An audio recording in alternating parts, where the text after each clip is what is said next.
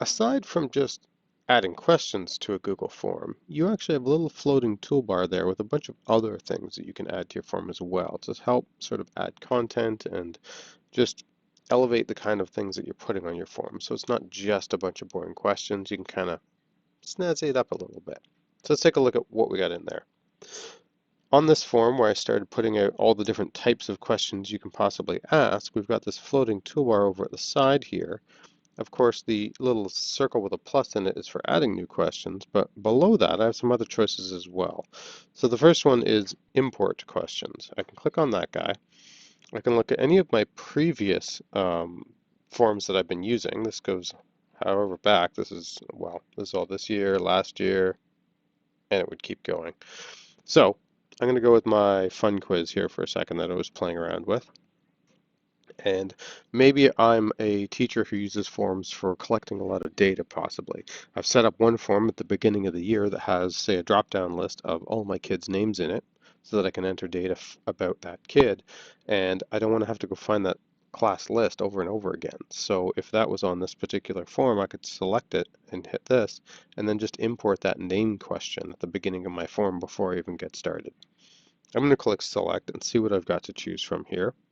Over on the far side, I get the change form because maybe I grabbed the wrong one. I want to pick another one. I can select all, which would grab every question from that form and allow me to import them all, which I don't really want to do. Or I can be picky here. I can say, all right, I want to ask them all about, I don't know, what pets do you have? Check, and I'll import the question. So from there, it's been imported now. I can go ahead and scroll down. Should be at the bottom. Yep, there it is. Oh, not quite the bottom. It was just after where I currently was working. So just like adding questions, it just inserted right after the spot that I already had my cursor essentially. So maybe I'll grab this guy and drag him to the bottom. Oh, almost the bottom. Let's bring you up. There. Okay, so I asked, what pets do you have? And people can just go check, check, check from these different types of pets. And there's even an other option.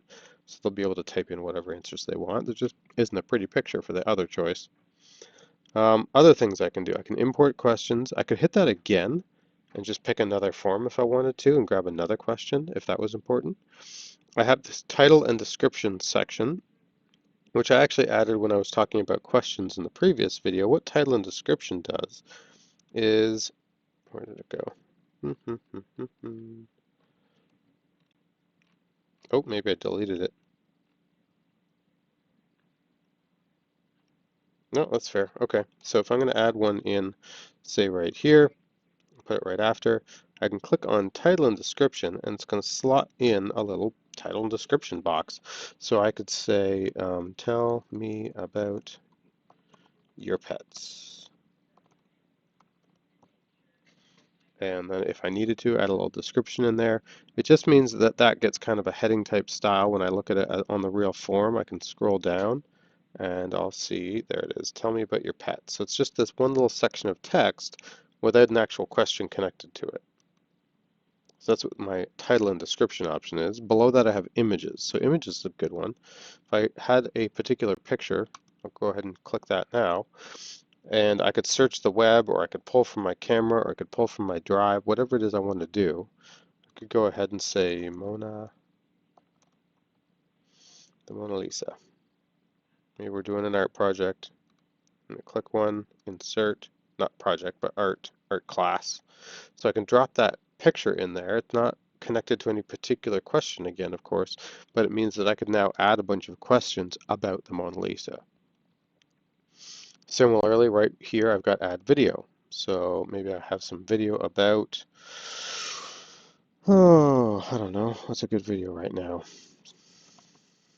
Skipping. There you go. Beginner jump rope for heart workout. Let's go. Or not for heart. Beginner jump rope workout. Go ahead and hit select. I could have the kids watch it, and then I could start inserting some questions about, did that look like a good idea? What do you think would be easy? What do you think would be hard? variety of questions depending on what it was I just had them watch. Now that is a time where this last button will actually be really useful, the add section button, because maybe I want to add a section. So it's its own section, and that's where I want to put maybe this video. So I'm going to click that actually and drag down until it moves, and I can put that in section 2. So section 2 will be, I don't know, video analysis. And that's where, again, I could click here and then add a question about that. Similarly for Mona Lisa, I could go ahead and add a section. And I'm going to go ahead and grab her, click, drag down to the bottom of the screen so it just scrolls, and there we go. So I'm going to say, tell me about this painting. And that'll be the title of that section. They get to look at it, and then below that, they can go ahead and add questions. Ooh, below, I said. Let's go down. Okay, it didn't jump. I'm going to grab her and drag her up. There we go. If you're not cooperating, make you cooperate. Question. And I can type in here about, how was this created? And I can be silly here. Paint or photo, crayon, or I don't know, be silly. Colored mud. There. Hit the eyeball. And because I made sections, they're kind of like pages. So as I scroll down, I look at all the questions I've got in there already. I get to the bottom and there's next. I don't see the rest of it yet. So the next page, essentially, I can click that. And here's my questions about the video. I can watch that right here and see it right on my form. So they don't have to go to YouTube. They don't start clicking other videos. They're just going to watch what I want them to watch and then answer the question. And on the next one, of course, they look at the painting, and then they have to answer this question here before they hit submit.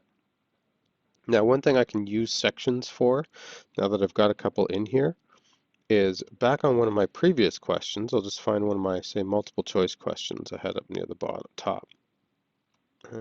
Sure. That's not multiple choice, though. Here, I'll even add one in right here. New question. It's a multiple choice. I'm going to say, do you like fitness or art? And then those will be the options. I can click fitness and art. There we go. Those are your two choices. Now, why did I do that?